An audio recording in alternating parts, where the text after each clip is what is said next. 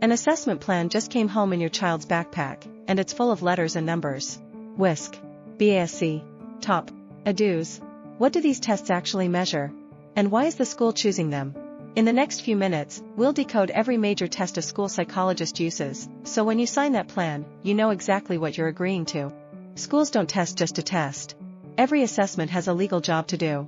First, identify whether a disability exists. Second, decide if your child qualifies for special education under one of 13 eligibility categories. And third, figure out what services and goals your child actually needs. Here's the part every parent should know. Federal law requires the school to assess in all areas of suspected disability, not just the convenient ones. Keep that phrase in your back pocket, we'll come back to it. Category 1, Cognitive tests, sometimes called IQ tests. The most common is the WISC-V. It doesn't just produce one number, it measures 5 different thinking skills: verbal understanding, visual spatial skills, reasoning, working memory, and processing speed.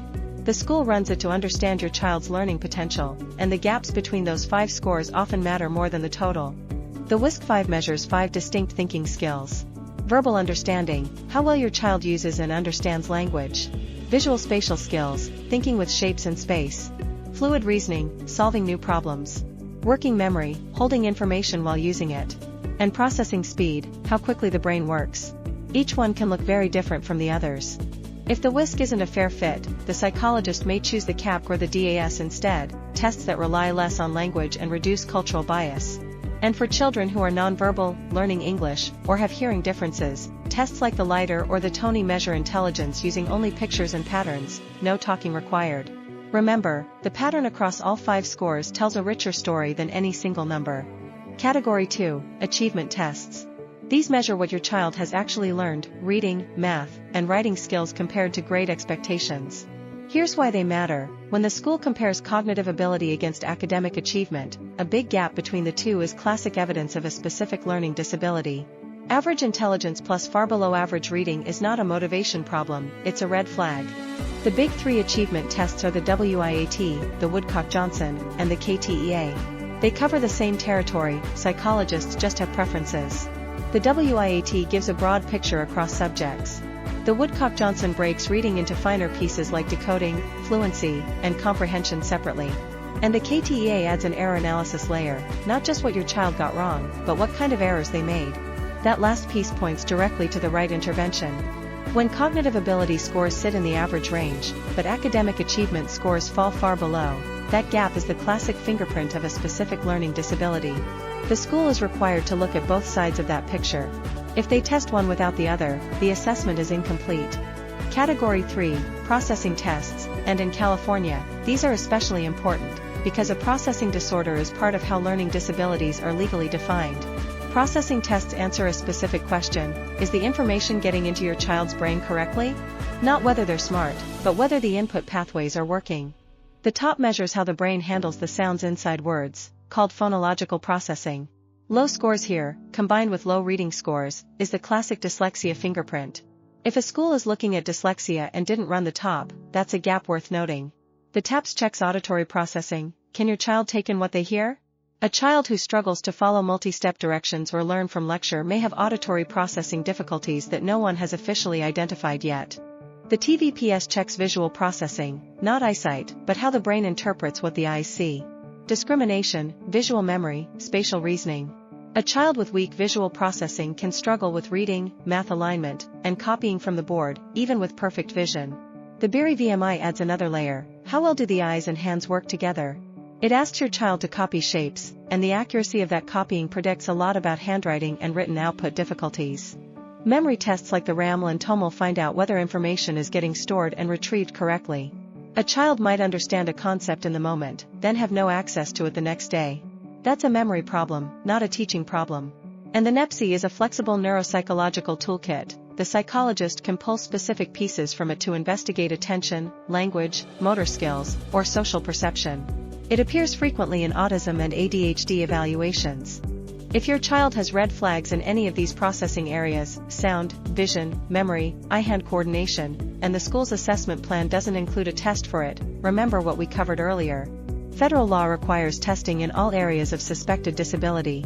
You can request specific tests in writing before you sign. Category 4, Social, Emotional, and Behavior. Most of these aren't tests your child sits down and takes, they're rating scales filled out by the people who know the child, parents, teachers, and often the student themselves. 3 different points of view, compared against each other. That comparison is part of the evidence. The WISC is the workhorse of social-emotional assessment. It screens for anxiety, depression, attention problems, aggression, and coping skills across home and school. The parent version, teacher version, and student self-report are compared against each other. The Conners zooms in specifically on ADHD, inattention, hyperactivity, and impulsivity scored against a large same-age comparison group. When the Conners is elevated across both home and school raters, that's meaningful evidence. The Vineland and Abbas measure real-world independence, not what your child knows in a classroom, but whether they can communicate, manage daily living tasks, and navigate social situations. These are required in intellectual disability decisions and central to most autism evaluations. And the Beck Youth inventories and the RCMAS capture something unique, your child's own report of what they feel inside. Depression, anxiety, anger, self-concept. Adults often underestimate these. The self-report tools give the child a direct voice. One tip worth remembering, when home ratings and school ratings agree on the same concerns, that's powerful evidence the problem follows the child, not the setting. If the WISC is elevated at home and at school, that pattern carries weight in eligibility decisions. Category 5, Autism-specific tools, and here, how the school tests matters as much as whether it tests. There's a critical difference between watching a child in a structured interaction, and having an adult fill out a checklist about that child from memory.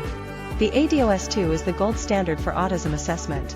A trained examiner sits with your child and creates real social situations, then scores communication, social back and forth, and repetitive behaviors directly. It's not a checklist. It's a structured observation with a trained professional watching and scoring in real time. That distinction matters enormously. Compare that to the GARS, the SRS, and the ASRS. Those are checklists adults fill out from memory. They're useful supporting evidence. They help build a picture. But they are screeners, not diagnostic instruments. They can point toward a concern, but they can't rule autism in or out on their own. If a school rules autism in, or out, based on a checklist alone, without direct observation, that assessment may not hold up. That's worth knowing before you sign the assessment plan. You can ask specifically, will the ADOS-II be administered? Who is trained to give it? Last category, executive functioning, the brain's air traffic control system. Planning, organizing, starting tasks, controlling impulses, regulating emotions.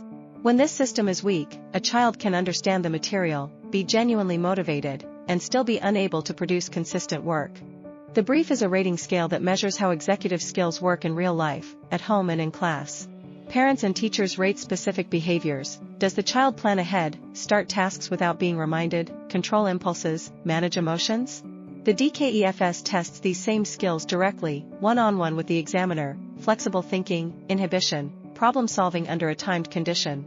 Here's the trap parents should watch for: a child can score fine on the D-KEFS in a quiet room with an adult keeping them on task, and still fall apart in a noisy classroom with 6 things happening at once. If the brief is elevated at home and school, that's a real problem, even when the direct testing looks clean. Both data points belong in the report. Before you sign that assessment plan, remember 4 things. 1. The school cannot test without your written consent. 2. The plan must cover all areas of suspected disability. If you see red flags the plan ignores, request them in writing. 3. In California, the school has 60 days from your signature to finish testing and hold the meeting. And 4. If you disagree with the school's results, you have the right to request an independent educational evaluation, a second opinion by an outside expert, at the school district's expense. Now those acronyms on the assessment plan aren't a mystery, they're a map. In our next episode, we'll show you how to read the psychologist's report, what standard scores and percentiles actually mean, and how to spot the patterns that matter. Thanks for watching.